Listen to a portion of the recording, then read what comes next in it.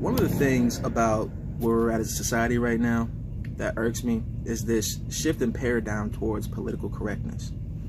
Now, me personally, I've never really been politically correct. I tend to not give a fuck what comes out of my mouth. And this is where I feel like we can learn something from the 90s. The 90s were a decade of unprecedented growth, technologically, financially, culturally. And all three of those factors fed off of each other, right? The more connected we became, the more culture had to evolve. The more technology we made, the more money we made. But specifically, the point I'm getting at is that all of that was largely possible due to the movement of boundaries, the expansion of boundaries, which gave our culture room to expand. And that expansion, a lot of the time, was highlighted by some sort of shift in the paradigm in entertainment, right?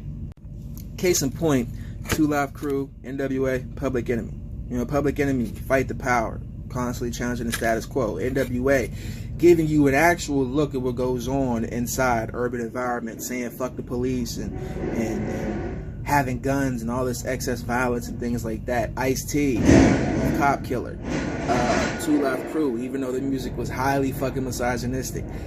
Them prevailing in those situations, right, helped define what freedom of speech was to an entirely separate generation with an entirely different set of things to say. Those victories, right, gave us the room as a culture to expand.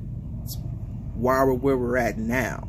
And I know in some ways it's not the greatest thing because it's a double-edged sword. You know, there's more good, but there's also more bad. But I just really feel like, right, we're stifling ourselves. We're constricting ourselves. And like, I get the need to kind of be a little more politically correct because back in the day, you know, really any time before the advent of social media, if you wanted to avoid something, you could. If something offended you, you could just ignore it and take it out your space. Nowadays, we all have a screen in our hand. We all have a screen in our houses. You know, you can't get away from cops killing black people. You can't get away from Me Too. You can't get away from any of it. There's no respite anywhere. You know, as soon as you pick up your phone and jump on Facebook, boom, right in your face. But I feel like other generations at the same time were tougher, right? If they lost the battle, they would just kind of accept it and evolve. Or, you know, keep that shit inside and begrudgingly just, you know, because it's not their generation anymore. Things have changed.